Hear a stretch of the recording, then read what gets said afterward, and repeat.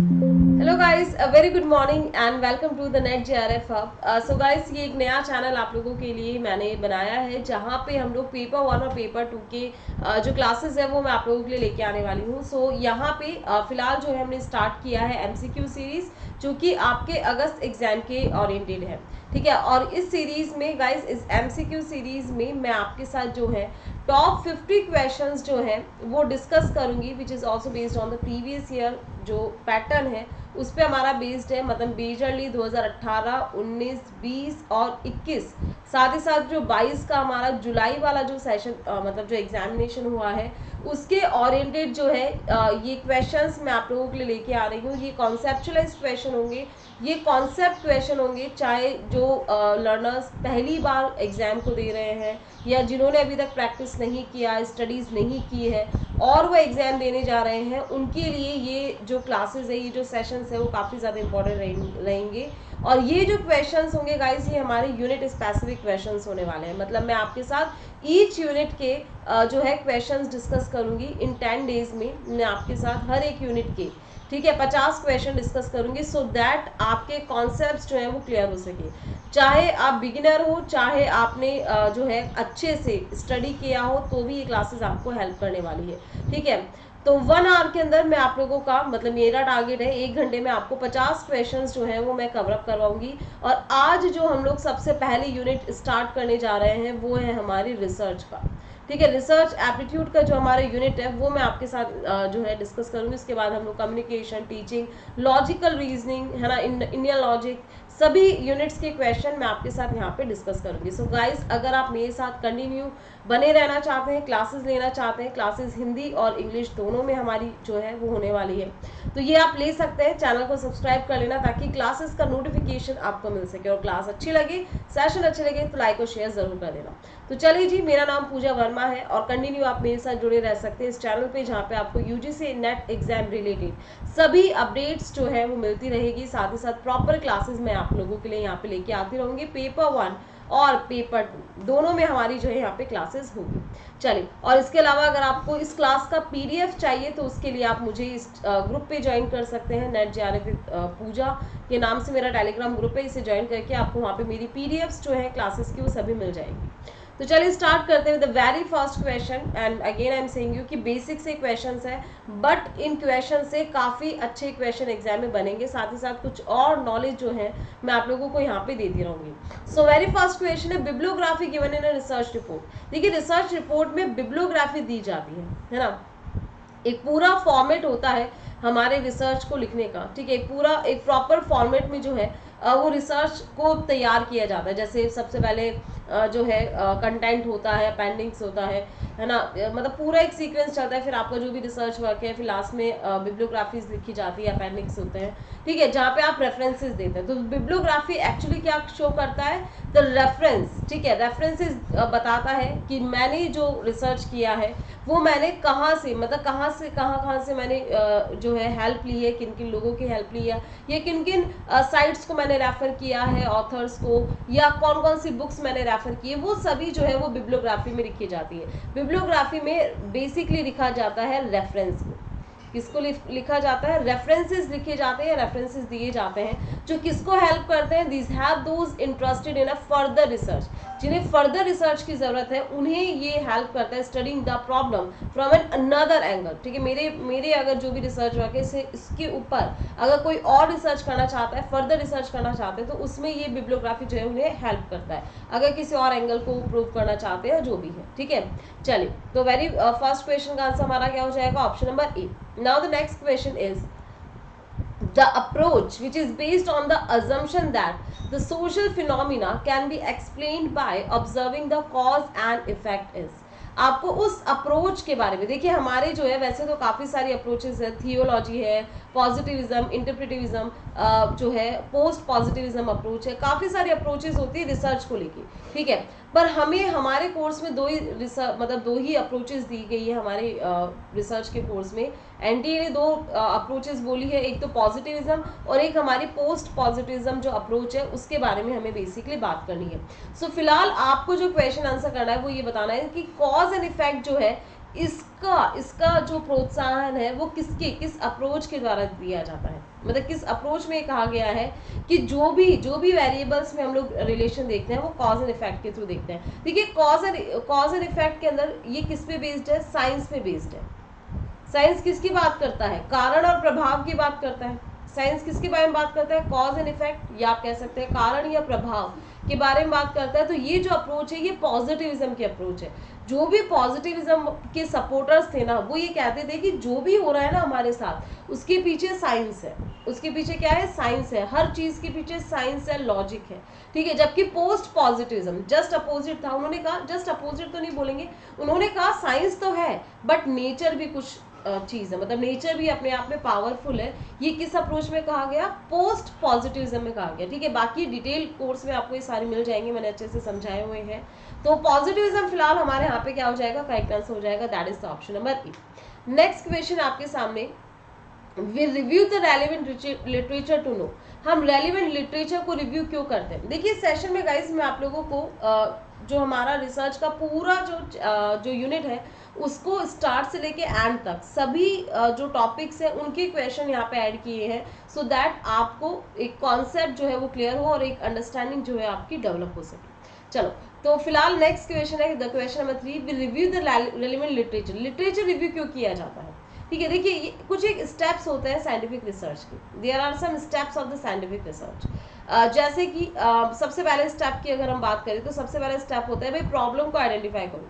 सबसे पहले समस्या तो ढूंढो, समस्या क्या है, आपको समाधान तो बाद में आएगा। प्रॉब्लम को आइडेंटिफाई किया जाता है, उसके बाद जो है प्रॉब्लम क्वेश्चन जो है उसको डेवलप किया जाता है, स्पेसिफिक मतलब एक एरिया पे आया जाता है ना। उसके बाद ये मैं कुछ बेसिक स्टेप्स बता रही हूँ। उसके बाद हम लोग क्या करते हैं, प्रॉब्लम को ये सब कुछ देखने के बाद लिटरेचर को रिव्यू करते हैं। लिटरेचर को रिव्यू करने के बाद क्या किया जाता है, अपने रिसर्च के ऑब्जेक्टिव्स को सेट किया जाता है कि भाई मैं किस लेवल तक जाना चाहती हूँ। उसके बाद ऑब्जेक्टिव सेट करने के बाद हाइपोथेसिस बनाया जाता है, मतलब मुझे ये लगता है कि जो मेरी रिसर्च की प्रॉब्लम है उसका क्या सॉल्यूशन हो सकता है, ये मेरा क्या है, ये मेरा हाइपोथेसिस है, ये मेरी परिकल्पना है, ये एक टेंटेटिव सॉल्यूशन होता है। ये सॉल्यूशन तो होता है, ये आंसर तो होता है बट टेंटेटिव होता है, मतलब ये जरूरी नहीं है ऐसा ही हो, ये मुझे लगता है, ये मेरा मानना है ना। तो ये टेंटेटिव सॉल्यूशन होता है हमारा। उसके बाद बाकी की जैसे रिसर्च की डिजाइन बनती है, फिर डेटा कलेक्शन वगैरह होता है, फिर उसका एनालिसिस किया जाता है, फिर डेटा टेस्टिंग होती है, एनालिसिस होता है, उसके बाद रिपोर्ट वगैरह जो भी कंक्लूजन्स होते हैं उसको रिपोर्ट किया जाता है। तो वो सारी स्टेप्स होते हैं। तो फिलहाल लिटरेचर रिव्यू क्यों किया जाता है, ताकि हम जो प्रॉब्लम करने, मतलब जो भी हमारा जो क्वेश्चन है, जो भी हम लोग करने जा रहे हैं उसके रिगार्डिंग हम लोग क्या कर सकें, ऑब्जेक्टिव्स हाइपोथेसिस जो है उसके बारे में पता लग सके, हमारी प्रॉब्लम जो है उसके बारे में कितना ऑलरेडी रिसर्च हो चुका है उसके बारे में आइडेंटिफाई करना किसके अंदर आता है, हमारे लिटरेचर रिव्यू के अंदर आता है, ठीक है। So what is already known about the topic, है ना, what concept and theories have been applied to the topic and what are the key contributors to the topic, इन सभी के लिए लिटरेचर रिव्यू किया जाता है। ऑल ऑफ द अबव यहाँ पे हमारा करेक्ट आंसर हो जाएगा, ठीक है। कोशिश करें कि आप साथ के साथ आंसर करें, कमेंट सेक्शन में आंसर जरूर करें, ठीक है। Now the next question is deductive theory is one that, deductive और इंडक्टिव आपको एलआर में भी काफी सारे क्वेश्चंस मिल जाएंगे। साथ ही साथ डिडक्टिव और इंडक्टिव की बात जो है हमारे रिसर्च में भी होता है और साथ ही साथ टीचिंग में भी ये वाले कॉन्सेप्ट हमारे आते हैं, ठीक है। सो डिडक्टिव थ्योरी क्या होती है, डिडक्टिव थ्योरी डीजीपी है ना, एक पोस्ट है हमारी डीजीपी दैट इज डिडक्टिव में क्या होता है, हम लोग जनरल से पर्टिकुलर की तरफ चलते हैं। कैसे चलते हैं हम लोग, जनरल से पर्टिकुलर की तरफ हम लोग यहाँ पे चलते हैं, जनरल से पर्टिकुलर की तरफ हम लोग यहाँ पे चलते हैं। तो जनरल से पर्टिकुलर की तरफ चलते हैं तो कैसे होता है, the allows theory to emerge out of the data and evolves the existing and explicit defined hypothesis, involves the testing and explicitly defined hypothesis, allows for the finding to feed back into the stock of knowledge.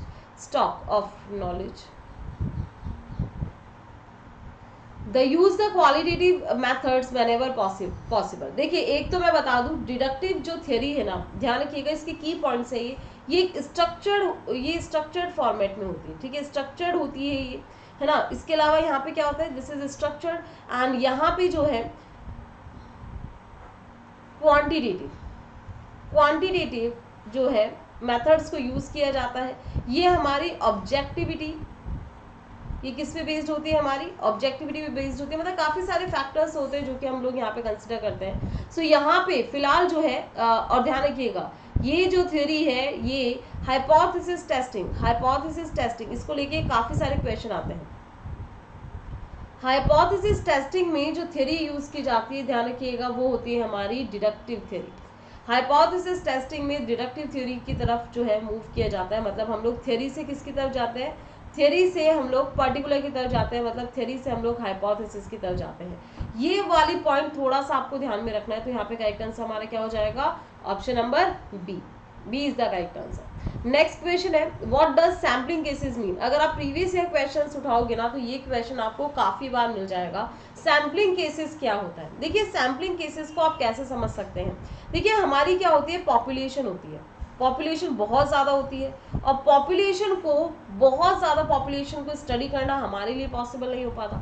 तो हम लोग क्या करते हैं, population से हम लोग किसकी तरफ आते हैं, सैंपल की तरफ आते हैं। ठीक है, पॉपुलेशन से क्या लिया जाता है सैंपल लिया जाता है ना। और सैंपल से हम लोग क्या लेते हैं, अच्छा यहाँ पे सैम्पलिंग केसेस होते हैं, सैम्पलिंग केसेस में से हम लोग क्या लेते हैं, सैंपल लेते हैं।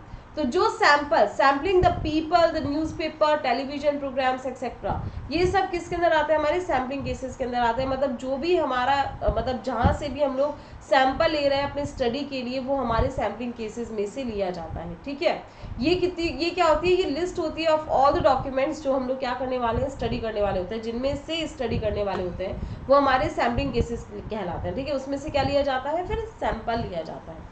ठीक है, इस डायग्राम के थ्रू आप जो है सैम्पलिंग केसेस को ध्यान रख सकते हैं कि सैम्पलिंग केसेस जो है वो पॉपुलेशन और सैंपल में कहाँ लाई करता है ना, कहाँ पे आता है। नमूना जिसे कहा जाता है, सैंपल को क्या कहते हैं हम लोग हिंदी में, नमूना कहते हैं। ठीक है, now the next question is, what are the core ingredients of dissertation. Dissertation के जो कोर इंग्रेडिएंट्स है वो क्या होते हैं। ठीक है, what are the core ingredients of the dissertation.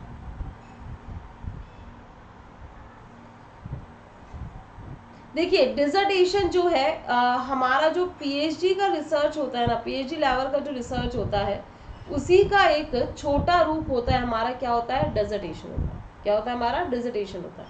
ठीक है, जिसमें क्या होता है हमारा, वही सारे स्टेप्स जो कि हम लोग एक साइंटिफिक रिसर्च में फॉलो करते हैं, उन्हीं सब स्टेप्स को और उसी फॉर्मेट को जो है डिसर्टेशन में फॉलो किया जाता है। अगर आप देखो यूजी और मतलब बहुत सारे कॉलेजेस हैं अभी जो यूजी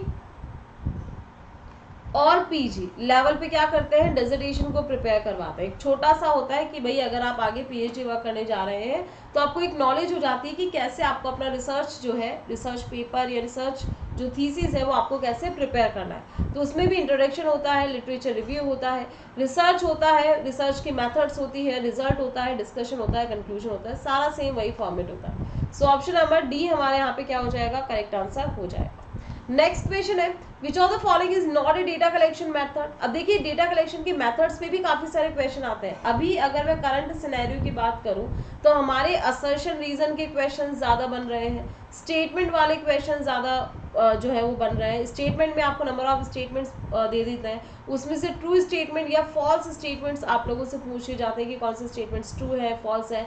मैचिंग वाले क्वेश्चन ज्यादा आ रहे हैं, मैच द फॉलोइंग में जैसे number of type of research आपको दे दिया जाता है, उससे आपको फिर मैच करना होता है कि कौन सा रिसर्च किससे रिलेटेड है। तो इस टाइप के क्वेश्चंस जो है एग्जाम में ज्यादा पूछे जा रहे हैं अभी।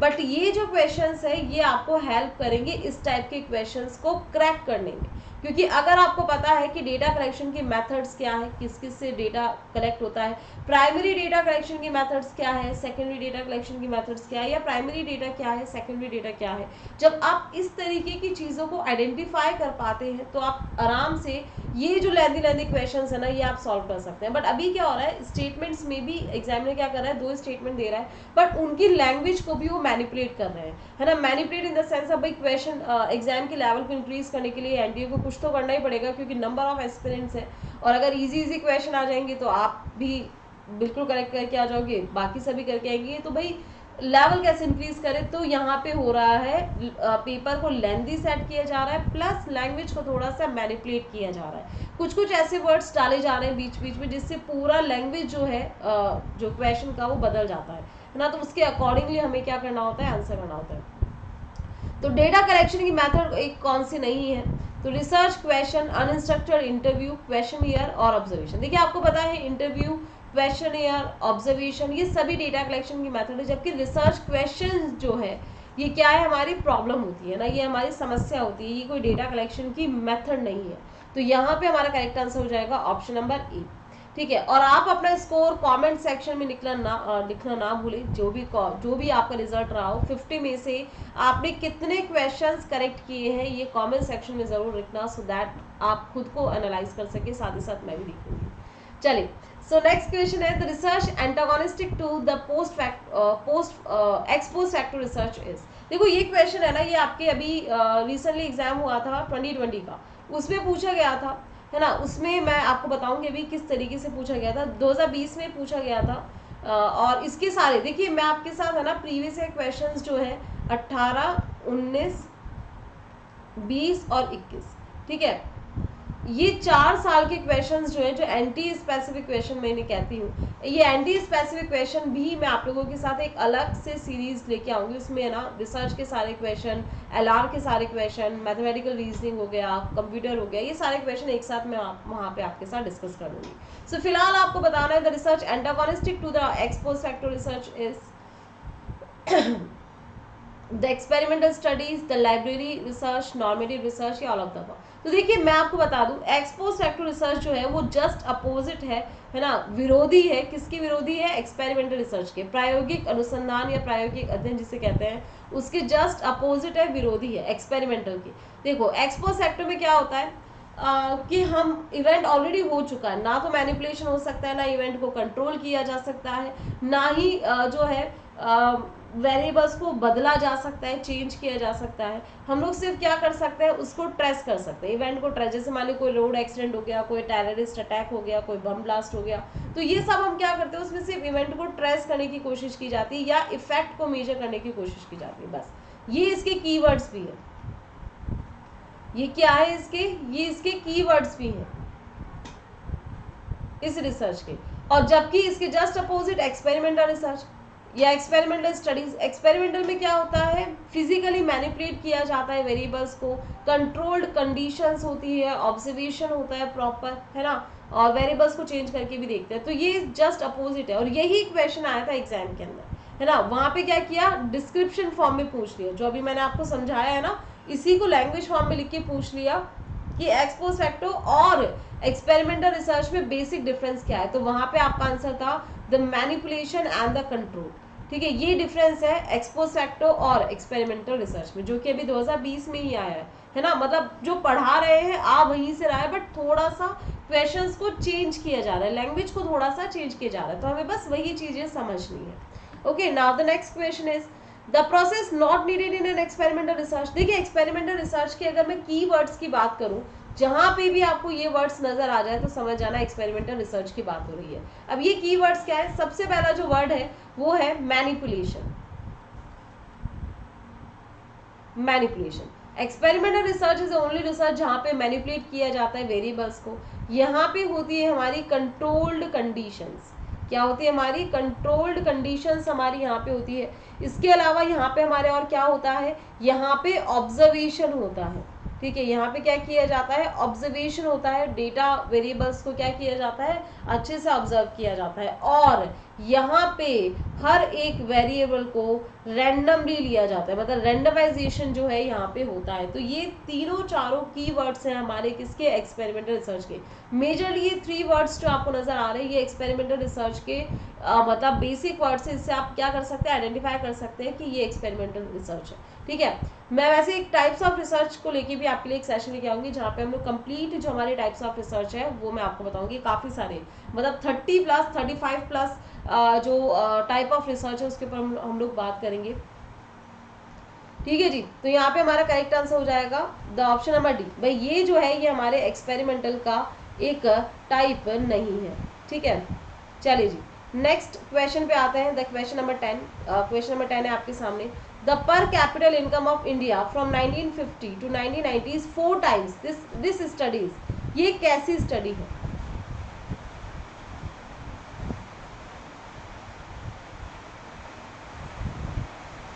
बारिश स्टार्ट हो गई मेरे यहाँ।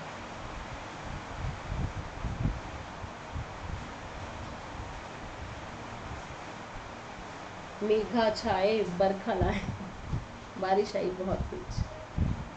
चलिए, आई होप सो कि आपको भी थोड़ी आवाज़ आ रही होगी, वो बारिश की आवाज़ है ना, थोड़ा सा डिस्टर्बेंस हो सकता है।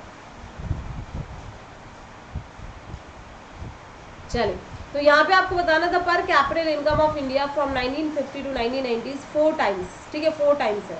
तो दिस स्टडी, ये स्टडी जो है किसका एक एग्जाम्पल है, सोशल फैक्टोरियल, लॉन्गिट्यूडनल या फिर हॉरिजॉन्टल। तो देखिए यहाँ पे मैं आपको बता दूं 2 टाइप की रिसर्च है, एक तो हमारा है लॉन्गिट्यूडनल और एक है हमारा क्रॉस सेक्शनल। एक कौन सा है, क्रॉस सेक्शनल। एक तो हमारा होता है लॉन्गिट्यूडनल और एक होता है हमारा क्रॉस सेक्शनल। देखिए लॉन्गिट्यूडनल रिसर्च वो रिसर्च है जो कि कैसे चलता है, हमारा लॉन्ग वे चलने वाला रिसर्च है। कैसा रिसर्च है, लॉन्ग, लंबे समय तक, मतलब जहां पे पास्ट, प्रेजेंट और फ्यूचर तीनों को क्या किया जाता है, स्टडी किया जाता है। पास्ट, प्रेजेंट और फ्यूचर तीनों को स्टडी किया जाता है, वो हमारा लॉन्गिट्यूडनल रिसर्च होता है, ठीक है। यहाँ पे जबकि क्रॉस सेक्शनल, क्रॉस सेक्शनल कैसा होता है हमारा, क्रॉस सेक्शनल कैसा होता है, जहां पे हम लोग क्या करते हैं, सेम टाइम पे क्या करते हैं, हम लोग 2 ग्रुप्स को स्टडी करते हैं। सेम टाइम पर 2 ग्रुप को हम लोग एक साथ स्टडी करते हैं, तो हमारा कौन सा कहलाता है, क्रॉस सेक्शनल होता है। ये एक बेसिक सा डिफरेंस है लॉन्गिट्यूडनल रिसर्च और क्रॉस सेक्शनल रिसर्च में। तो यहाँ पे देखो 1950 से लेके 90 तक हम लोग स्टडी कर रहे हैं, है ना, 1950 से लेके 1990 तक स्टडी कर रहे हैं। तो this is an example of longitudinal research जो लॉन्ग वे चलेगा, है ना।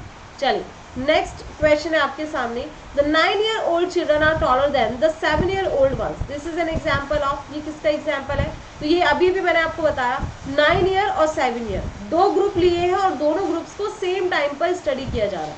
क्या किया जा रहा है, सेम टाइम पे स्टडी किया जा रहा है। So this is the cross sectional study. ये कौन सी स्टडी है हमारी, क्रॉस सेक्शनल स्टडी हमारे यहाँ पे हो जाएगी। Now the next question is the attributes of the objects, events or things which can be measured or called।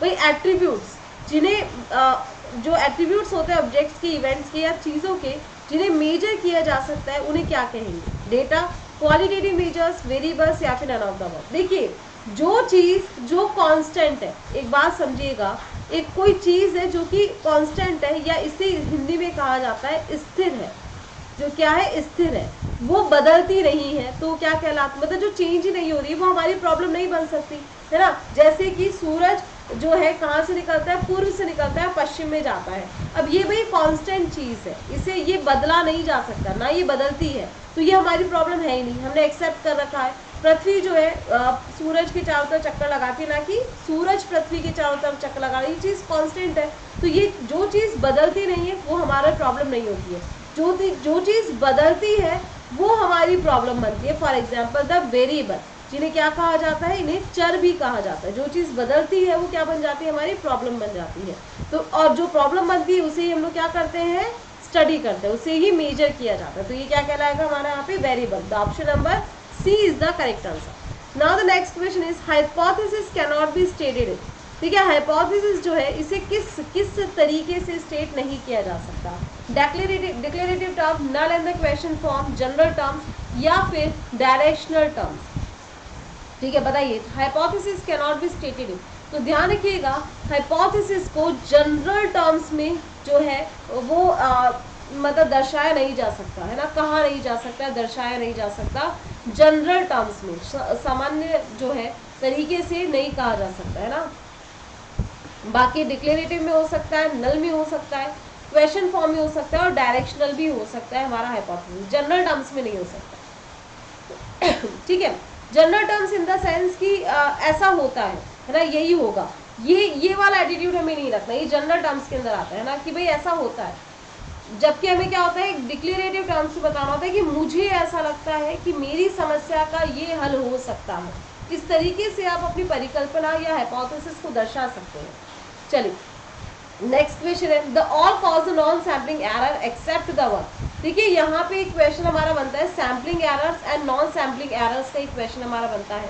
Sampling errors में जैसे कि आपने मान लीजिए सैंपल सही नहीं लिया या सैंपल से डेटा सही से कलेक्ट नहीं किया, या आपने नॉन रिस्पॉन्स जो है वो आपने मतलब अच्छे से नहीं देखा। तो ये जो तीन आपको नजर आ रहे हैं ना, बी, सी और डी, ये आपके सैम्पलिंग से रिलेटेड एरर है। ठीक है, इससे भी काफी अच्छे क्वेश्चन बनते हैं। ये हमारे क्या है, सैम्पलिंग एरर है।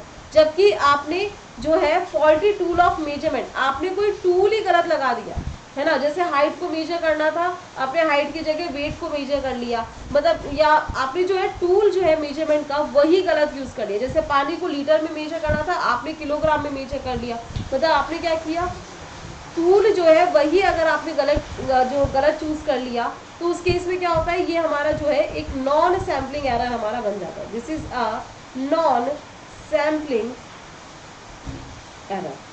ये हमारा क्या होता है, नॉन सैम्पलिंग एरर जो है ये हमारा हो जाता है। सो यहाँ ये क्या हो जाएगा, यहाँ पे हमारा ऑप्शन नंबर ए हमारा यहाँ पे करेक्ट आंसर हो जाएगा। नेक्स्ट जो क्वेश्चन है, ठीक है, ए इज द करेक्ट आंसर है ना, बी नहीं होगा, बी ए होगा। नेक्स्ट क्वेश्चन है, the formulation of the hypothesis में नॉट बी नेसेसरी। ठीक है, हिस्टोरिकल रिसर्च जो है, हिस्टोरिकल रिसर्च या फिर एक फैक्ट फाइंडिंग रिसर्च जो होता है, this is the only research जहां पे हमें हाइपोथेसिस की जरूरत नहीं होती है। क्यों? क्योंकि इवेंट जो है ऑलरेडी हो चुका है, जो कंक्लूजन्स जो आने थे वो आ चुके हैं। फॉर एग्जाम्पल भाई इतनी लड़ाइयाँ हुई, इतने वर्ल्ड वॉर्स हुए, जो होना था वो हो चुका है। रोड एक्सीडेंट हो गया, ठीक है, रोड एक्सीडेंट वगैरह जो होना था वो हो चुका है, जिसका एक्सीडेंट होना था वो हो चुका है। ठीक है, तो जो कंक्लूजन आना था वो आ चुका है, जो हैपनिंग होना था वो हो चुका है, तो उसे क्या नहीं किया जा सकता, बदला नहीं जा सकता, है ना। सो हिस्टोरिकल रिसर्च जो है इज द ओनली रिसर्च जहाँ पे हाइपोथेसिस या आप कह सकते हैं परिकल्पना निर्माण की आवश्यकता नहीं होती है। नेक्स्ट क्वेश्चन है हमारा, सर्वे स्टडी। सर्वे स्टडी का क्या जो है उद्देश्य होता है, सर्वे का क्या एम होता है। देखिए सर्वे जो है एक तरीके से डेटा कलेक्शन की मेथड है। सर्वे is a type of data collection method. काफी तेज बारिश है। डेटा कलेक्शन की ये क्या है, हमारी मेथड होती है। तो knowing the fact about the existing situation, comparing the present status with the standard norms, the criticizing the existing situation and identifying the means of improving the existing situation। तो देखिए सर्वे जो है ये किसी भी सिचुएशन के इम्प्रूवमेंट से related नहीं है। सर्वे में क्या किया जाता है, जो भी डेटा है, जो ध्यान रखिएगा, सर्वे में जो भी हमारा डेटा होता है उसकी एज इट इज रिपोर्टिंग होती है। जैसे कि जनगणना, सेंसस जो किया जाता है, भाई आपके घर में कितने लोग हैं, महिलाएं कितने हैं, बच्चे कितने हैं, पुरुष कितने हैं, ये सब जो है वो रिपोर्ट किया जाता है। आपके घर में 2 महिलाएं क्यों है, या आपके घर में 10 पुरुष क्यों है, 4 बच्चे ही क्यों है, ये मतलब क्यों, वाई क्वेश्चन को जो है यहाँ पे स्टडी नहीं किया जाता, ना ही उसको इम्प्रूवमेंट वगैरह की बात होती है। वहां पे क्या होता है, सिंपली क्या किया जाता है, सिंपली क्या किया जाता है, जो भी फैक्ट्स वगैरह है एग्जिस्टिंग सिचुएशन से उनकी रिपोर्टिंग होती है ना। स्टेटस, प्रेजेंट स्टेटस क्या है उनको जाना जाता है। क्रिटिसाइज जो है एग्जिस्टिंग सिचुएशन को किया जाता है, क्रिटिसिज्म वगैरह होता है, ठीक है, बाकी और कुछ नहीं होता। तो यहाँ पे हमारा करेक्ट आंसर जो हो जाएगा 1, 2 and 3, the option number B is the correct answer. Next question है, a research divides his population into certain groups and fix the size from the each group। भाई मतलब क्या किया, एक रिसर्चर ने डिवाइड किया अपनी पूरी पॉपुलेशन को कुछ एक ग्रुप में, और हर ग्रुप में से कितना मेरे को डेटा लेना है वो मैंने साइज को फिक्स कर लिया। ठीक है, अब यहाँ पे आपको बताना है ये किस तरीके की है, किस प्रकार की सैम्पलिंग है। इस पे भी बहुत सारे प्रीवियस क्वेश्चंस आपको मिल जाएंगे। ये टॉपिक्स जो मैं आपके साथ यहाँ पे डिस्कस कर रही हूँ ये आपके लिए चूज किए मैंने स्टडी करने के लिए। ये सारे टॉपिक्स जो है ऑलरेडी जो है आपके प्रीवियस क्वेश्चंस में काफ़ी बार पूछे गए हैं, रिपीट होते रहते हैं, है ना। एक बार अगर आप इन टॉपिक्स को या सैम्पलिंग मेथड्स को आप समझ जाएंगे तो डेफिनेटली आपके गलत जो है ये क्वेश्चंस नहीं होंगे। स्ट्रेटिफाइड है, कोटा है, क्लस्टर है या आउट ऑफ द बॉक्स। तो देखिए मैं आपको बता दूं, जब भी सैंपल का साइज फिक्स हो जाता है, मान लीजिए मेरी पॉपुलेशन थी, मतलब 1000 लोग थे, 1000 लोगों में महिलाएं भी थी, है ना, मेल्स थे, फीमेल्स थे, बच्चे भी थे, है ना, अडल्ट्स भी थे, यंगस्टर्स भी थे, है ना, इस तरीके से बहुत सारे लोग थे। तो यहाँ पे मैंने क्या किया, पॉपुलेशन को पहले सब ग्रुप में बनाया। मैंने मेल मान लीजिए यहाँ पे 200 थे, है ना, फीमेल्स मान लीजिए मैंने यहाँ पे 300 थी, ठीक है। इसके अलावा अगर चिल्ड्रंस की बात करें तो मान लीजिए 100 थे, अडल्ट की बात करें तो मान लीजिए अडल्ट जो है हमारे यहाँ पे कितने हो जाएंगे, 200 है, और यंगस्टर मान लीजिए हमारे कितने बच्चे अब 2 2 4 200, ठीक है। अब मैंने सबका कोटा फिक्स कर दिया, साइज फिक्स कर दी कि भाई हर में से मैं 50 लूंगी, हर में से मैं 50 लूंगी। तो क्या सबका सिलेक्शन इक्वल है क्या? अगर मैंने साइज फिक्स किया तो क्या सबका सिलेक्शन इक्वल हुआ? डेफिनेटली नहीं। तो this is the quota sample. और अगर साइज फिक्स नहीं करती तो यहाँ पे मेरा आंसर होता फिर स्ट्रेटिफाइड सैंपल। फिर क्या आंसर होता है हमारा? स्ट्रेटिफाइड सैंपल जो है हमारे यहाँ पे आंसर हो जाता। तो फिलहाल ऑप्शन नंबर बी हमारे यहाँ पे क्या हो जाएगा? बिल्कुल करेक्ट आंसर हो जाएगा। Option number B is the correct answer. Next question आपके सामने, which technique is generally followed when the population is finite? अगर पॉपुलेशन फाइनाइट है तो कौन सी सैम्पलिंग मेथड या टेक्निक यूज की जाएगी? तो यहाँ पे यूज की जाएगी हमारी, ध्यान रखिएगा, systematic sampling. Systematic sampling use की जाती है जब पॉपुलेशन फाइनाइट होती है। अच्छा, मेरा क्वेश्चन आपसे एक है जिसको आपको कमेंट सेक्शन में बताना है। कमेंट सेक्शन में आपको कमेंट करना है, अगर पॉपुलेशन इनफाइनाइट होती, अगर पॉपुलेशन हमारी क्या होती? इनफाइनाइट होती, तो उस केस में कौन सी टेक्निक को यूज किया जाता? इनफाइनाइट पॉपुलेशन के केस में किस टेक्निक को फॉलो किया जाता है, यूज किया जाता है, ये बताइए, है ना। ये आपको बताना है कहाँ पे? कमेंट सेक्शन में बताना है, ठीक है। चलिए नेक्स्ट क्वेश्चन है आपके सामने, if a researcher is studying the effect of using the laptop in his classroom to ascertain their merit and the work, he is likely to conducting which type of research? तो इस situation में वो कौन सा research जो है वो करेंगे, ये बताइए। The effect of using the laptop in his classroom to ascertain their merit and the work. So इस सिचुएशन में किस प्रकार का अनुसंधान किया जाएगा? बेसिक, अप्लाइड, इवैल्यूएशन या फिर एक्सपेरिमेंटल?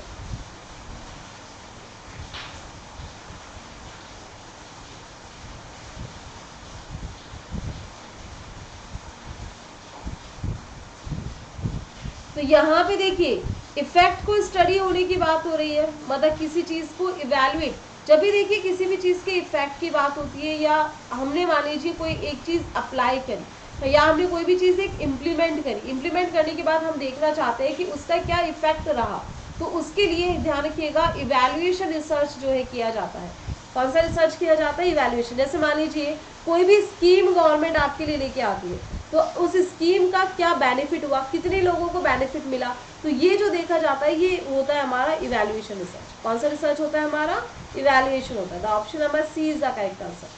नेक्स्ट है, the generalized conclusion on the basis of a sample is technically known as. जो भी जनरलाइज कंक्लूजन होते हैं, देखिए क्या होता है, हम लोग क्या करते हैं, हम लोग, हमारे पास होती है पॉपुलेशन, हमारे पास क्या होती है? Population. Population is a whole area of study.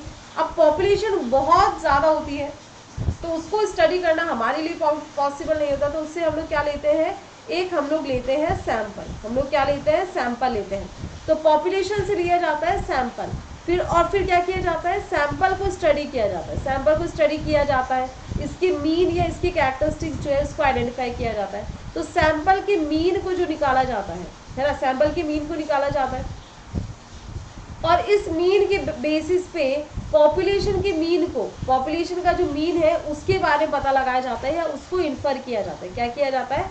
Population के मीन को देखा जाता है ना। तो ये क्या होता है? The statistical influence of the external validity of the research, ठीक है। मतलब सैंपल के बेसिस पे पॉपुलेशन की कैरेक्टरिस्टिक्स के बारे में पता लगाया जाता है, उसके मीन के बारे में पता लगाया जाता है, तो उसे क्या कहा जाता है? एक्सटर्नल वैलिडिटी जो है, statistical influence of external validity कहा जाता है टेक्निकल, ठीक है। पॉपुलेशन का मीन जो है, ध्यान रखिएगा, वो हमारा पैरामीटर होता है। कभी कभी जो है इस टाइप के वर्ड्स भी आपको क्वेश्चंस में दिख जाते हैं। और सैंपल का मीन जो है उसे statistic,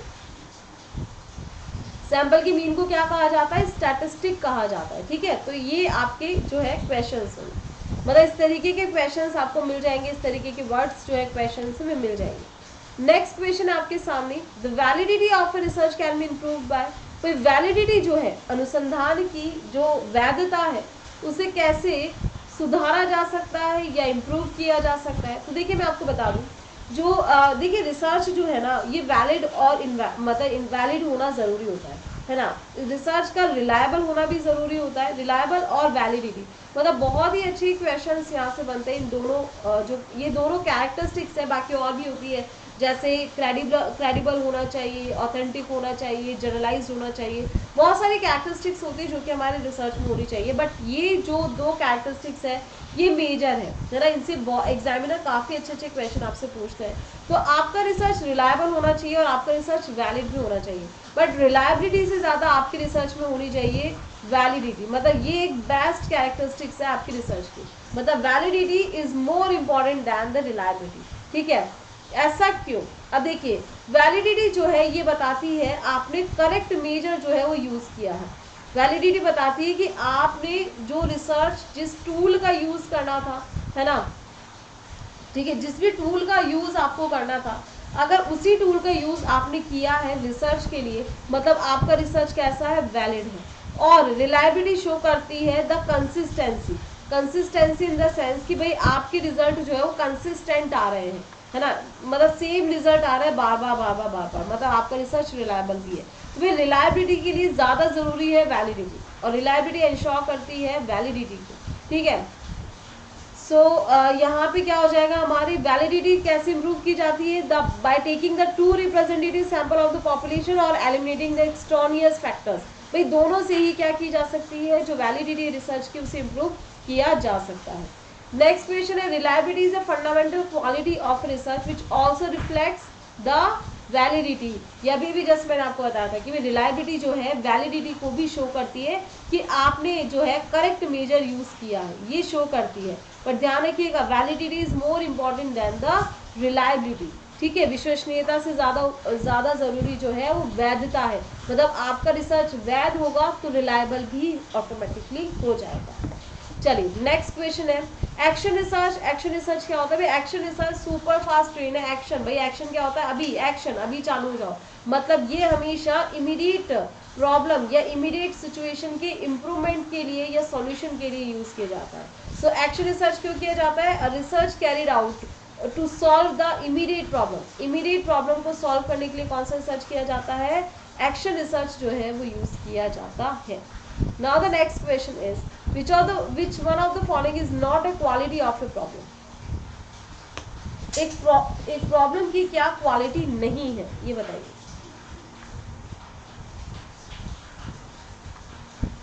Not a quality of a problem, innate nature of a problem, the practicality of the problem according to the interest of the researcher, and measurability of the problem. So निम्नलिखित में से कौन सा एक समस्या का गुण नहीं है, ये बताइए।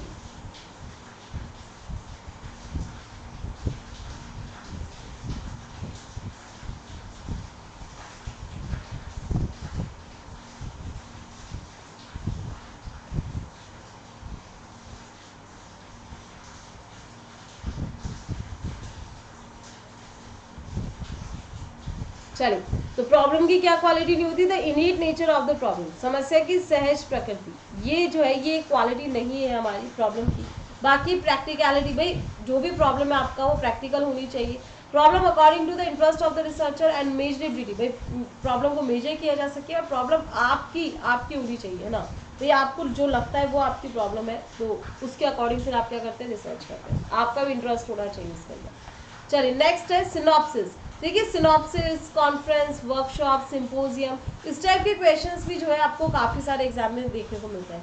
सो आपको बताना है फिलहाल, synopsis of research is called. Synopsis जो होता है रिसर्च का उसे क्या कहेंगे, the blueprint of the research, the mapping of the problem, या base of the problem. So definitely भाई ऑल ऑफ द अबव सरकारी ऑप्शन हमें नजर आ रहा है, all of the above is the correct answer, है ना, ऑप्शन नंबर डी, है ना, ये हमारा करेक्ट आंसर हो जाएगा। देखिए सिनॉप्सिस क्या होते हैं, तो मैं आपको सिनॉप्सिस के बारे में बता दूं कि ये सिनॉप्सिस जो है ये क्लियरली शो करता है कि आप क्या रिसर्च करने जा रहे हैं, आप क्या मेथड्स को यूज़ करोगे, क्या किस तरीके से आप जो है रिसर्च को करोगे, स्टेप्स जो है आपके रिसर्च के, उन सब के बारे में कौन बताता है, हमारे सिनॉप्सिस के थ्रू हमें पता लगता है।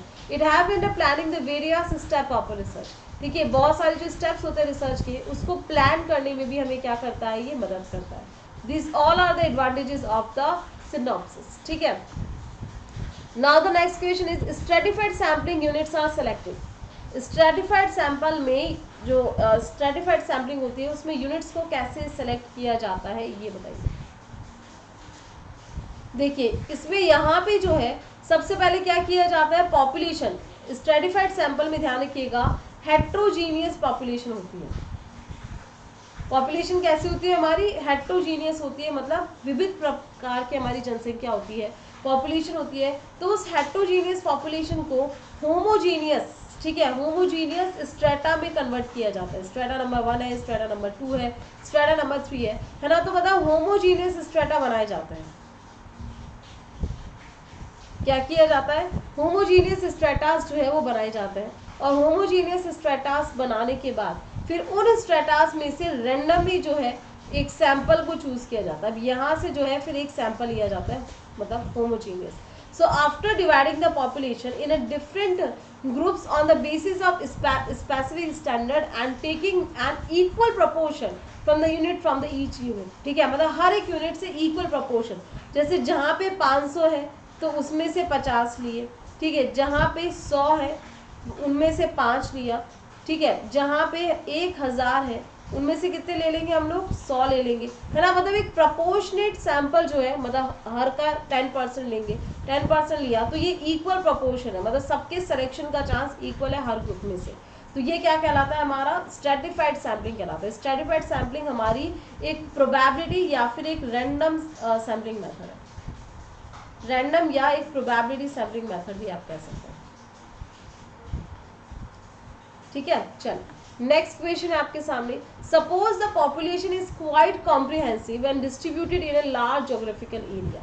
इन such a situation what kind of sampling procedure would you like to prefer. इस सिचुएशन में आप कौन सी सैम्पलिंग प्रोसीजर जो है वो फॉलो करेंगे, multi level sampling, systematic sampling, cluster sampling या none of the above. Comprehensive है, बहुत ही लार्ज लोकेशन पे फैली हुई है, तो इस केस में कौन सी सैम्पलिंग मेथड जो है वो यूज की जाएगी, कौन सी सैम्पलिंग टेक्निक या मेथड जो है वो यूज किया जाएगा। तो यहाँ पे हमारा करेक्ट आंसर हो जाएगा the cluster sampling. Cluster sampling is the correct answer. यहाँ पे हम लोग क्लस्टर सैम्पलिंग मेथड जो है उसका यूज करेंगे। क्लस्टर बोल दीजिए, या क्लस्टर को ध्यान रखिएगा एरिया सैम्पलिंग भी कहते हैं। Cluster sampling is also known as the area sampling method, है ना। चलो नेक्स्ट क्वेश्चन है, the step of historical method of research are given in a jumbled state, select करना है them in a scientific order from the following, ठीक है, मतलब option से इनमें से आपको अरेंज करना है। तो भाई सबसे पहले हम लोग क्या करेंगे, प्रॉब्लम को आइडेंटिफाई करेंगे। प्रॉब्लम को आइडेंटिफाई करने के बाद डेटा को कलेक्ट करेंगे, डेटा को इंटरप्रेट करेंगे और उसका फिर हम लोग क्या करेंगे, क्रिटिसिज्म। ध्यान रखिएगा हिस्टोरिकल रिसर्च में क्या किया जाता है, क्रिटिसाइज किया जाता है। तो यहाँ पे करेक्ट आंसर हो जाएगा हमारे 1, 4, 3 and 2, 1, 4, 3 and 2, option number A, है ना, ए में ही मिल गया, A is the correct answer. Next question है 1, 2, 3, 4 ये तो हो ही नहीं सकता। चलिए नेक्स्ट है, now the case study have been, मतलब केस स्टडी कैसे की जाती है, केस स्टडी के स्टेप्स आपको बता दें, केस स्टडी मेथड के स्टेप्स आपको बता दें। The focus of study, the identification of the cause, effect, symptoms, the remedy for adjustment, the follow-up program and the data collection. Correct sequence आपको बताना है। भाई अगर आप एक को फिक्स कर लोगे ना तो भी आ जाएगा, पता है कि ये हमारा कौन सा होगा, सबसे लास्ट में आएगा। फॉलोअप सबसे लास्ट में होता है, ठीक है, और तो ये हमारे को ऑप्शन नंबर ए में ही नजर आ रहा है। तो सबसे पहले फोकस ऑफ द स्टडी आता है। फोकस ऑफ द स्टडी में क्या आपकी प्रॉब्लम है या क्या किससे आपको स्टडी करना है, सबसे पहले वो देखते हैं हम लोग। उसके बाद करते हैं हम लोग क्या, डेटा हम लोग कलेक्ट करते हैं, डेटा कलेक्ट किया जाता है। Okay, this is the point number 2, ये पॉइंट नंबर 2 है। डेटा कलेक्ट करते हैं, फिर आइडेंटिफाई करते हैं the cause and effect symptoms, फिर रेमेडी फॉर एडजस्टमेंट होता है और फिर हमारा फॉलो अप प्रोग्राम जो है वो चलता है हमारा। सो option number A is the correct answer. Next question है आपके सामने,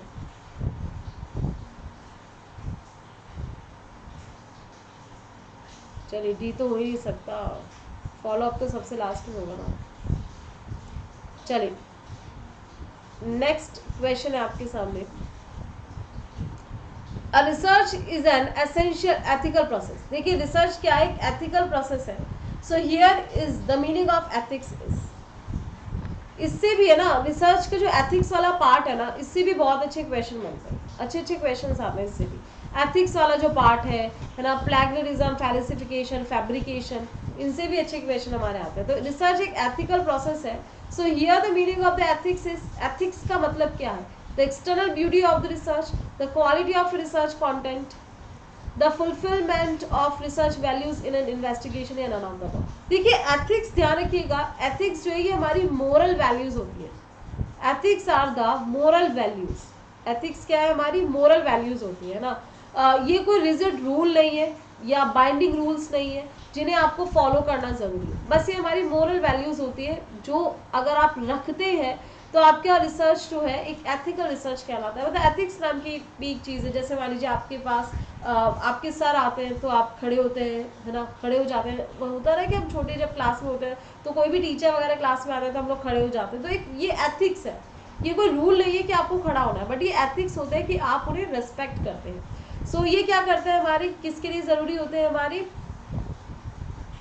These are help in external beauty of the research। ठीक है, ये एक्सटर्नल ब्यूटी जो है हमारे रिसर्च की उसको इंक्रीज करने में हमें हेल्प करता है। जैसे आपने किसी का वर्क यूज़ किया है तो उसको प्रॉपर बताइए कि हमने इनका वर्क यूज़ किया है ना, उनको प्रॉपर भाई ये एक एथिक है, ये एथिक्स है।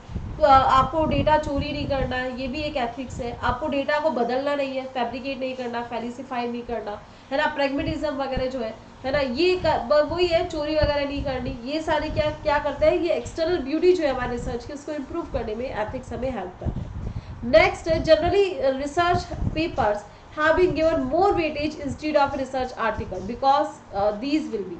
देखिए रिसर्च पेपर्स को जो है रिसर्च आर्टिकल से ज़्यादा वेटेज दिया जाता है। ये क्वेश्चन है ना, एक पीएचडी एग्जाम में भी आया था। एक पीएचडी एग्जाम हुआ था राजस्थान यूनिवर्सिटी का 2021 में। 21 में अभी हाल ही में हुआ था पेपर, उसमें है ना ये क्वेश्चन आया था सेम कि भाई रिसर्च पेपर्स जो है ना उन्हें रिसर्च आर्टिकल से ज़्यादा वेटेज दिया जाता है because of based on the data, क्योंकि ये डेटा पे बेस्ड होता है। Incorporated with statistics, both of the above या फिर नन ऑफ द अबव। ठीक है, तो यहाँ पे करेक्ट आंसर होगा हमारा जो है based on the data and the incorporated with the statistics. C is the correct answer, D नहीं होगा। The option number C is the correct answer. तो पेपर्स जो है रिसर्च पेपर्स को, वैसे उसमें क्वेश्चन आया था I think so true false के तरीके से आया था कि नहीं उसमें क्वेश्चन ये पूछा गया था कि किसको ज़्यादा वेटेज दिया जाता है, रिसर्च पेपर को या रिसर्च आर्टिकल को। इस तरीके से पूछा था तो वहाँ पे आपका आंसर हो जाता है रिसर्च पेपर्स को जो है वो ज़्यादा वेटेज दिया जाता है रेदर रिसर्च आर्टिकल्स को। ठीक है, क्योंकि रिसर्च पेपर्स में क्या है ज़्यादा जो है डेटा होता है, ज़्यादा कवरेज होती है, इस वजह से। Next the main objective of organising a workshop. देखिए वर्कशॉप का क्वेश्चन है ये हमारा, ये अच्छा क्वेश्चन है। वर्कशॉप जो है वो क्यों ऑर्गेनाइज किया जाता है? देखिए वर्कशॉप में जो है ना प्रैक्टिकल ट्रेनिंग दी जाती है, आपको किसी चीज़ को स्किल को सिखाया जाता है, मतलब किसी चीज़ की स्किल की आप में जो है डेवलपमेंट होती है। मान लीजिए क्वेश्चन आया था प्रीवियस ईयर क्वेश्चन में कि एक सॉफ्टवेयर था, उसकी ट्रेनिंग देनी थी या उस सॉफ्टवेयर को कैसे यूज़ करना है वो आपको सिखाना था, तो वो कहाँ पे सिखाया जाएगा? तो वहाँ पे आपका आंसर था वर्कशॉप। किसी भी सॉफ्टवेयर की ट्रेनिंग देनी हो या फिर मतलब कोई भी स्किल आपको सिखानी हो या कोई भी प्रैक्टिकल ट्रेनिंग देनी हो, वो सब कहाँ पे किया जाता है? वर्कशॉप में किया जाता है, ताकि आप उस चीज़ में क्या कर सके, एक परफेक्शन लेके आ सके। So all of the above is the correct answer. कहाँ पे किया जाता है? वर्कशॉप में ही किया जाता है। जबकि कॉन्फ्रेंस में ध्यान रखिएगा, कॉन्फ्रेंस में जो है यहाँ पे आइडियाज़ वगैरह, आइडियाज़ है ना, जो भी माइंड से रिलेटेड चीज़ें जो होती है, इंटेलेक्चुअल से रिलेटेड चीज़ें होती है, वो कॉन्फ्रेंस के अंदर होती है। और कॉन्फ्रेंस का छोटा रूप होता है आपका सिंपोजियम। सिंपोजियम जो है काइंड ऑफ ए कॉन्फ्रेंस ही होती है, बस थोड़ी सी छोटी होती है कंपेयर टू द कॉन्फ्रेंस। चलिए नेक्स्ट क्वेश्चन है, the main cognitive objective of seminar is. Seminar के मुख्य उद्देश्य क्या है? तो देखिए सेमिनार जो है क्रिटिकल और एनालिटिकल कैपेसिटीज के लिए किया जाता है, डेवलप किया जाता है, develop the observational and the experimental presenting capabilities in a researcher, to develop the synthetic and the evaluation related to the abilities of the researcher. तो इन सब के लिए जो है सेमिनार किया जाता है। देखिए सेमिनार जो है ना, सेमिनार और कॉन्फ्रेंस में एक ही डिफरेंस है, वो है कि सेमिनार जो है यहाँ पे स्मॉल ग्रुप ऑफ पीपल होते हैं। यहाँ पे क्या होता है? स्मॉल ग्रुप ऑफ पीपल होते हैं बस। ये एक डिफरेंस है सेमिनार और कॉन्फ्रेंस के अंदर। और यही क्वेश्चन आपके बना था, 3 से 4 स्टेटमेंट्स आपके प्रीवियस क्वेश्चन में दिए थे, वहाँ पे बस दो स्टेटमेंट है, उसमें एक में लार्ज ग्रुप ऑफ पीपल था और एक में स्मॉल ग्रुप ऑफ पीपल था। और सेमिनार की कैरेक्टरिस्टिक्स जो है आपसे पूछी गई थी, तो वहाँ पे स्मॉल होता तो लार्ज वाले को एलिमिनेट करके, जो लार्ज वाला पॉइंट था ना उसको एलिमिनेट करते ही आपका आंसर निकल के आ गया था, है ना। सेमिनार की कैरेक्टरिस्टिक्स पूछी, वेरी इजी क्वेश्चन था वैसे तो। अगर आपको पता होता, कॉन्सेप्ट्स क्लियर होते तो इजीली वो क्वेश्चन निकल जाता। चाहे देखिए एग्जामिनर आपको 5 से 6 स्टेटमेंट क्यों ना दे दे, अगर आपको उस टॉपिक के कॉन्सेप्ट आपको पता है ना, तो आप इजीली क्वेश्चंस को आंसर कर सकते हैं। Now the next question is reference serves the purpose. References क्या सर्व करते हैं, मतलब रेफरेंसेस दिए जाने का क्या उद्देश्य होता है। of lending the authenticity of to the given content, insightful decision making by the researcher, of giving the ornamental value of the research, or it if exhibits the great achievement of the piece of research। ठीक है, references दिए जाने का उद्देश्य क्या है, अपने जो भी कंटेंट है उसको ऑथेंटिसिटी, उसमें ऑथेंटिसिटी को लेके आने के लिए क्या दिया जाता है, रेफरेंसेस दिए जाते हैं कि आपने जो भी डेटा यूज़ किया है वो ऑथेंटिक यूज़ किया है, ऑफिशियल साइट्स आपने यूज़ की है गवर्नमेंट वगैरह की जो भी है, तो ऑथेंटिसिटी को देने के लिए, ऑथेंटिसिटी को शो करने के लिए रेफरेंसेस जो है वो, मतलब रेफरेंसेस जो है वो अपना सर्व करता है, अपना पर्पस। ठीक है, now the next question, the type of qualitative research that describe the culture of a group of people is।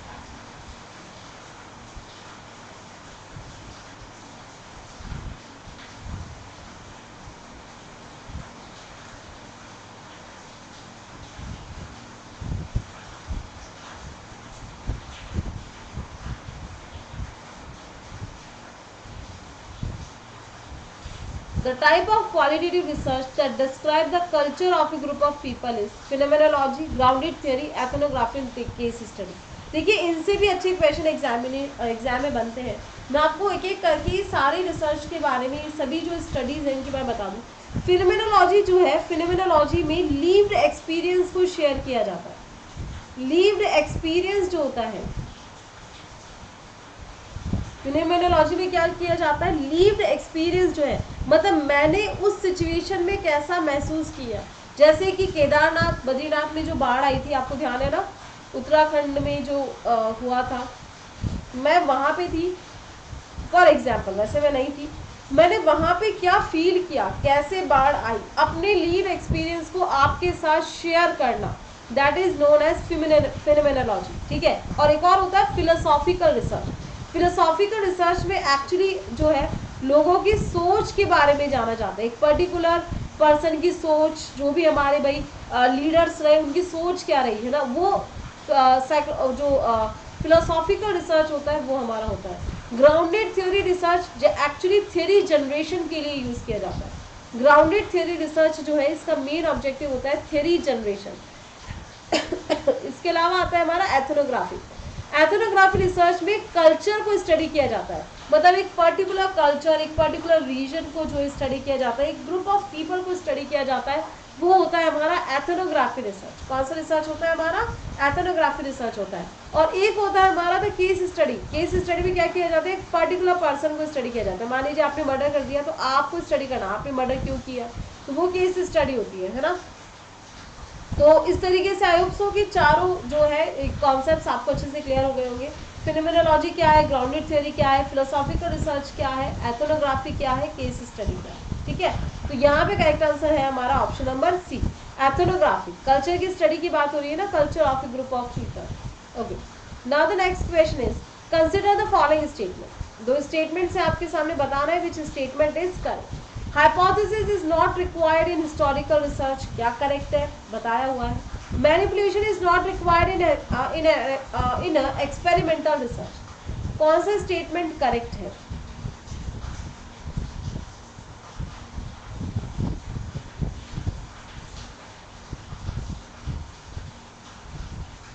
तो देखिए आपको पता है हाइपोथेसिस परिकल्पना का निर्माण हिस्टोरिकल रिसर्च में, ऐतिहासिक अनुसंधान में आवश्यक नहीं है, बिल्कुल सही है। और manipulation is not required in experimental research. तो एक्सपेरिमेंटल तो एक की वर्ड है भाई, की पॉइंट है, की मतलब मुख्य है किसमें, प्रायोगिक अनुसंधान या एक्सपेरिमेंटल रिसर्च में। तो ये तो गलत है। Option number 1, only the option number 1 मतलब statement number 1 is correct. Next question है आपके सामने। नेक्स्ट है कंसिडर द फॉलोइंग। कुछ एक स्टेटमेंट है, स्ट्रेटिफाइड रैंडम सैम्पलिंग है, क्लस्टर है, कोटा सैम्पलिंग है और मल्टी स्टेज सैम्पलिंग है। आपने बताना है consider the following, stratified random है, क्लस्टर है, कोटा है, मल्टी स्टेज सैम्पलिंग है। Which of the above can be used in survey. Survey में क्या क्या यूज किया जा सकता है सर्वे मेथड में, मतलब सर्वे जो है इनमें से किस किस सैम्पलिंग मेथड में यूज की जा सकती है। तो देखिए मैं आपको बता दूं, survey is a data collection method. Survey क्या है, सर्वे हमारी डेटा कलेक्शन की एक मेथड है। तो सर्वे के अंदर आप मतलब स्ट्रेटिफाइड हो चाहे कोई सी भी सैम्पलिंग मेथड हो, सब में सर्वे मेथड को यूज किया जा सकता है। सर्वे क्या है, हमारी डेटा कलेक्शन की मेथड है, तो सर्वे को कहीं पर भी यूज किया जा सकता है। Option number D is the correct answer. Next है, which of the following is opposite to the experimental. तो भाई ये मैंने अभी अभी बताया था, है ना, थोड़े क्वेश्चन पहले देखा था, एक्स पोस्ट फैक्टो, और इससे प्रीवियस एक क्वेश्चन भी बना है, वो भी मैंने आपको डिस्कस किया था, 20 में ही आया था, अभी रिसेंटली आया था। चलिए नेक्स्ट क्वेश्चन है, कौन सी सैम्पलिंग टेक्निक्स है, are the quasi probability sampling techniques. इनमें से ये भी है ना, ये भी 2020 में आया था, मतलब सेम नहीं आया था, लमसम आया था, है ना, 20 का क्वेश्चन है, ऐसा प्रीवियस है क्वेश्चन। अभी मैं ना आपके साथ जब 19 के, 18 के, है ना, 20 के, 21 के और 22 के कुछ क्वेश्चंस डिस्कस करूंगी ना, previous year question unit specific लेके आऊंगी, तो भी आपको काफी सारे क्वेश्चंस क्लियर होंगे। नेक्स्ट सेशन जो है आपको लॉजिकल रीजनिंग का मिलेगा। नेक्स्ट यूनिट जो है वो मैं आपके साथ एलआर की डिस्कस करूंगी, बहुत हेल्पफुल रहेगी आपके लिए। चलिए, सिस्टमैटिक है, क्लस्टर है, कोटा है, स्नोबॉल है, मल्टी स्टेज। आपको बताना है कौन कौन सी क्वासी प्रोबेबिलिटी, झूठी, क्वासी का मतलब होता है मिथ्या, क्वासी का मतलब होता है मिथ्या, या फिर एक तरीके से आप कह सकते हैं झूठा, मतलब 100% ट्रू नहीं है। अब तो आप इजीली आंसर कर सकते हो। सो यहाँ पे क्या हो जाएगी हमारी, कोटा सैम्पलिंग है, स्नोबॉल सैम्पलिंग है। ये कैसी है, क्वासी प्रोबेबिलिटी सैम्पलिंग टेक्निक्स है, 3 और 4। अच्छा ऑप्शन ही गड़बड़ आ रहे हैं यहाँ पे, तो 3 और 4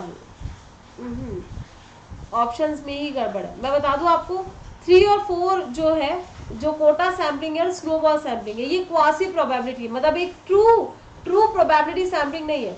ट्रू नहीं है तो मतलब क्वासी है, झूठी है, तो कोटा एंड द स्नोबॉल, ठीक है।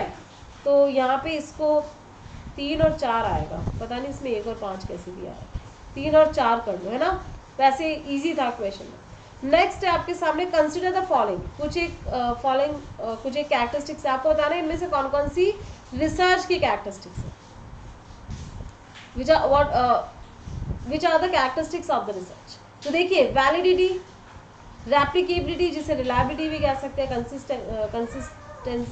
कंसिस्टेबिलिटी भी कह सकते हैं, consistent, rigorous and logical, these all are the characteristics of the scientific research। ये सभी क्या है, हमारी साइंटिफिक रिसर्च की कैरेक्टरिस्टिक्स है। Option number D is the correct answer. Next question है आपके सामने, कंसिडर द फॉलोइंग स्टेटमेंट।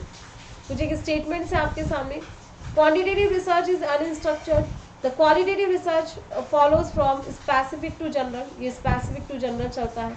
तो आपको बताना है कौन से स्टेटमेंट यहाँ पे आपके नॉट करेक्ट नहीं है, ये बताना है।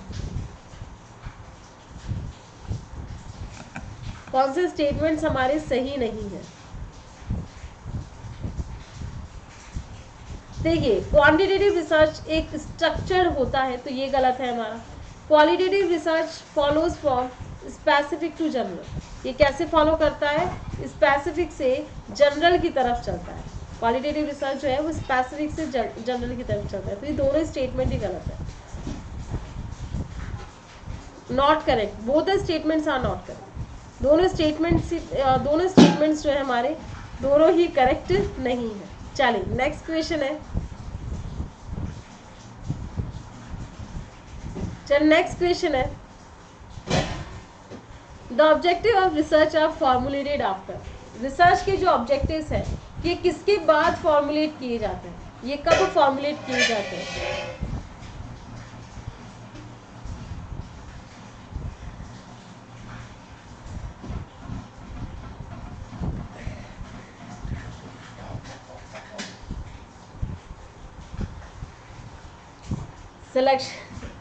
The selection of topic, defining the research problem, review of literature और formulation of hypothesis. तो देखिए मैंने आपको बताया था अभी फर्स्ट क्वेश्चन ही हमने देखा था, वहाँ पे मैंने आपको स्टेप्स बताए थे, the steps of the scientific research. तो उन स्टेप्स में मैंने आपको बताया था कि जो ऑब्जेक्टिव्स है रिसर्च के वो लिटरेचर रिव्यू के बाद, after reviewing the literature review के बाद क्या किए जाते हैं, जो ऑब्जेक्टिव्स है उन्हें फॉर्मुलेट किया जाता है। The option number C is the correct answer. ठीक है, नेक्स्ट क्वेश्चन आपके सामने, which of the following is not correct, इनमें से क्या सही नहीं है ये बताइए।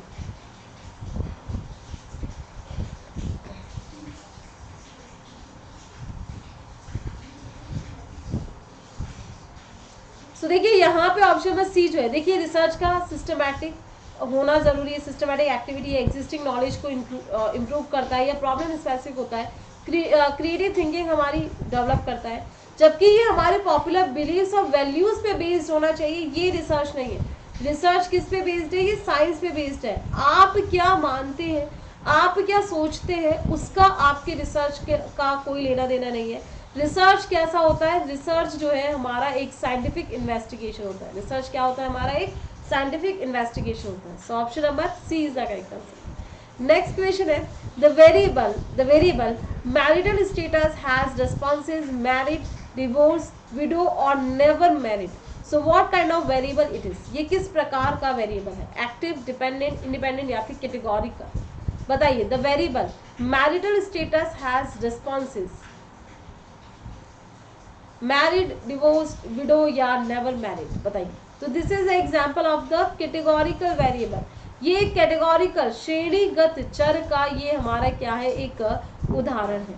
नेक्स्ट है द वेरिएबल, अच्छा नेक्स्ट है the type 2 error arises when, बहुत ही अच्छा क्वेश्चन है, इससे आपको स्टेटमेंट बेस्ड क्वेश्चन भी मिल जाएंगे। पेपर 2 में जिनके स्टैटिस्टिक्स है ना, वहाँ पे भी क्वेश्चन आता है, ठीक है, मतलब स्टैटिस्टिक्स वाला यूनिट है ना, वहाँ पे भी आपको रिसर्च के जो ये क्वेश्चन है वो हेल्प करते हैं। टाइप 2 एरर कब अराइज होता है ये बताना है। When the null hypothesis is true but it is rejected. When the null hypothesis is false, it is rejected. Null hypothesis true है, not rejected. And the null hypothesis is false but not rejected. So type 2 error जो है हमारा कब arise होता है।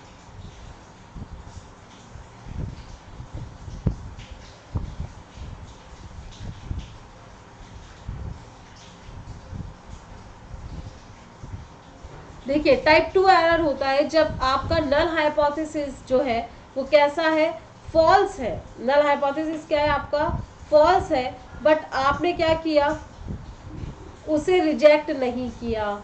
इस situation में आपका टाइप 2 एरर होता है, मतलब फॉल्स चीज को, गलत चीज को, सही चीज को आपने छोड़ दिया तो टाइप 1 एरर हो रहा, सही चीज को छोड़ दिया टाइप 1 एरर है, बट गलत चीज को रख लिया टाइप 2 एरर है। और टाइप 2 एरर जो है वो ज्यादा सीरियस होता है या ज्यादा क्रूशियल हो जाता है, गलत चीज के साथ फंस गए तो ज्यादा दिक्कत हो जाएगी, इसलिए type 2 error.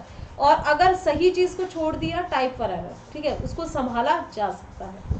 Next question, consider the following, age, sex, income और वेट। ये जो है which of the following are the qualitative variables, इनमें से क्वालिटेटिव वेरिएबल्स कौन से हैं, क्वालिटेटिव वेरिएबल्स।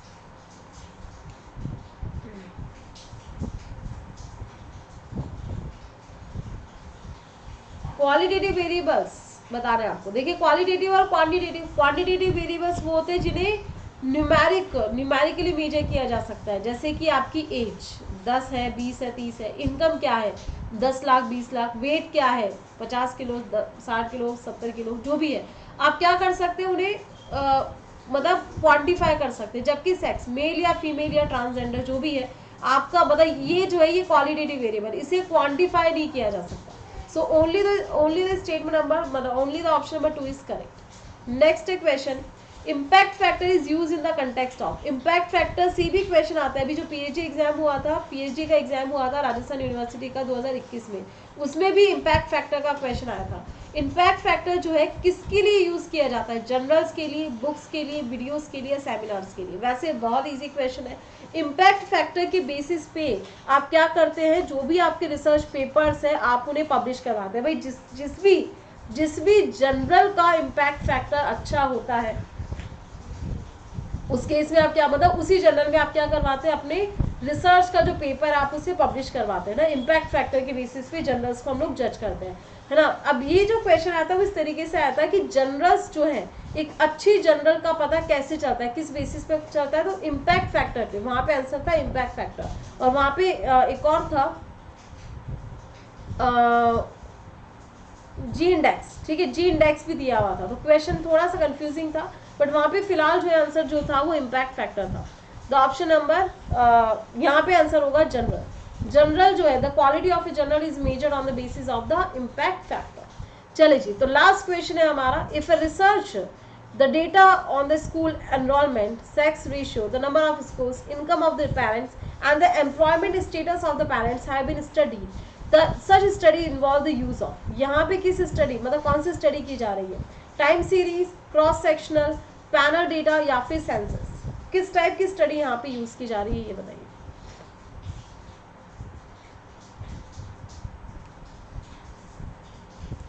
तो यहाँ पे यूज की जा रही है क्रॉस सेक्शनल स्टडी को, मतलब सेम टाइम पे सब कुछ स्टडी हो रहा है, मतलब क्रॉस सेक्शनल डेटा यहाँ पे हमारा यूज हो रहा है ना। वेरी इजी था क्वेश्चन। तो अभी लॉन्गिट्यूडनल और क्रॉस सेक्शनल दोनों के बारे में मैंने बताया था, ठीक है। चलिए, सो ये हमारा लास्ट क्वेश्चन। 50 क्वेश्चंस गाइज मैंने आपके लिए यहाँ पे कवर अप किए हैं। एक क्वेश्चन है जो कि मैं आपको होमवर्क में देना चाहती हूँ, ये होमवर्क क्वेश्चन है। इस क्वेश्चन का आंसर जो है आपको कमेंट सेक्शन में करना है। दो आंसर करना है आपको। एक तो पहले पूछा था क्वेश्चन अभी बीच में, है ना, कि इनफाइनाइट के केस में कौन सी, इनफाइनाइट अगर पॉपुलेशन होती है तो कौन सी जो है सैम्पलिंग टेक्निक यूज होती है, और साथ ही साथ इस क्वेश्चन का आंसर भी जो है आपको कमेंट सेक्शन में करना है। आई होप सो गाइस कि सेशन आपको अच्छा लगा हो, तो प्लीज लाइक और शेयर जरूर करिएगा वीडियो को अपने दोस्तों के साथ, और चैनल को सब्सक्राइब कर लेना, सो दैट इस टाइप की जो वीडियोस है, सेशंस है, आपको और मिल सके, ठीक है जी।